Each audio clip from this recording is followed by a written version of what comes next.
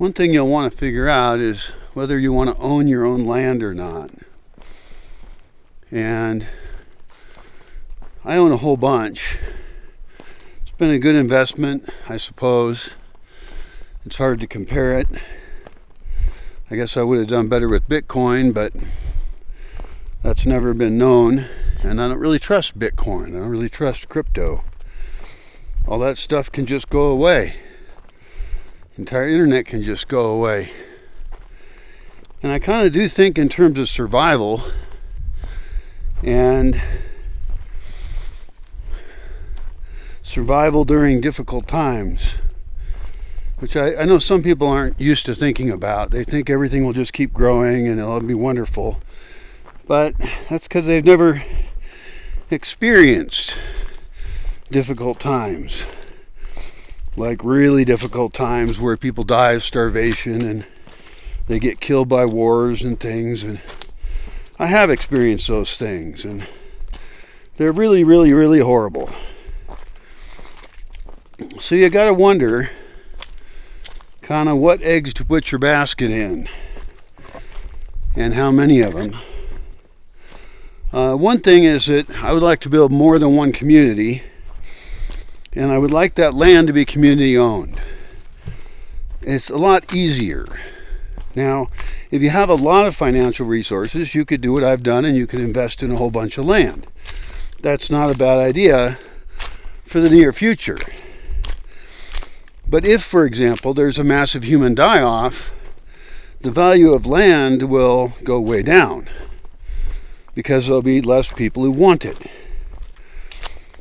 So there's near-term ways of thinking and longer-term ways of thinking, and there's ways of wondering how collapse will occur, assuming it will, which is an assumption I do make based on tons of information and experience I've had in my life and seeing the trajectory of the world. So we can design our communities so that they are more collapse resistant.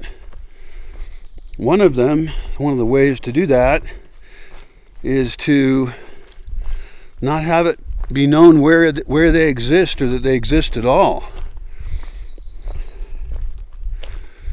It's a complicated topic. If you don't think about that at all, then try watching some post-apocalyptic movies and reading some post-apocalyptic books and read some history about how things collapse.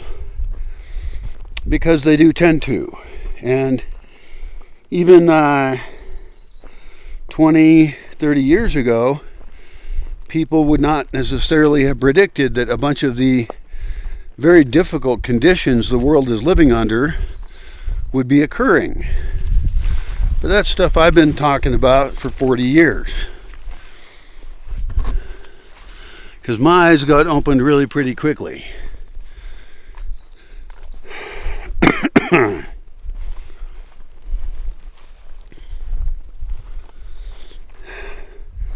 So do you want to own your own land? Maybe.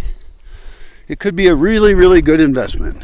And it will allow you to have control, which is good because I'm pretty controlling over my land, how it's used, how it's designed. And I would hope that any landowner would see themselves as a servant of the land, a person who really is a custodian of it for a short time.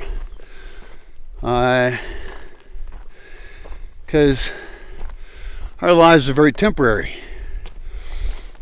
but the natural environment is not. And hopefully during your lifetime, whether you involve other people or not, and I suggest you do, the net impact is positive on that land.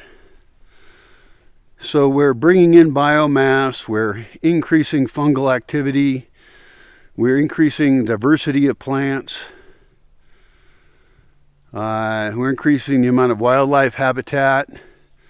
We might even be raising wildlife like deer. Because right now where I live, there's almost no deer. They've all been killed. And if people didn't hunt deer for even like 5 years, then maybe the deer would come back. They would do well. But they don't have water because the humans tap off all the water. So they really don't have a forest that they can survive in well.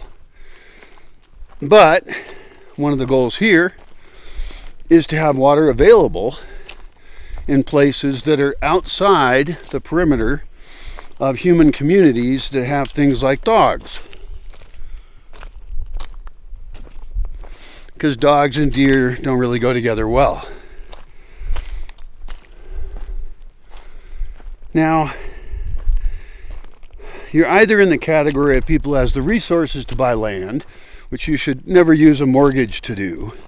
You should just buy it for cash, because otherwise the bank has you on a leash and they'll take any profits you make.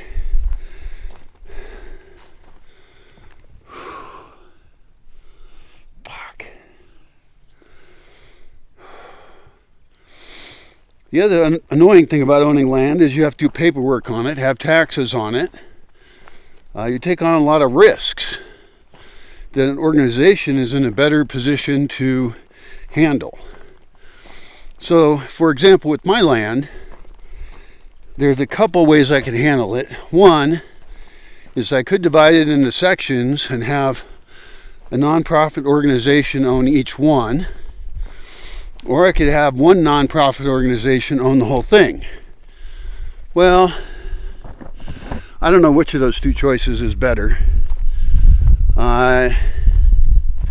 Certainly, if I divide it up, there would be an overall organization that would own transit corridors through it and own some public resources that would allow potentially no taxes. Because you know how HOAs, homeowners associations, charge you taxes to live there. Well, it could be that individuals who wish to use public resources could pay rent to use those.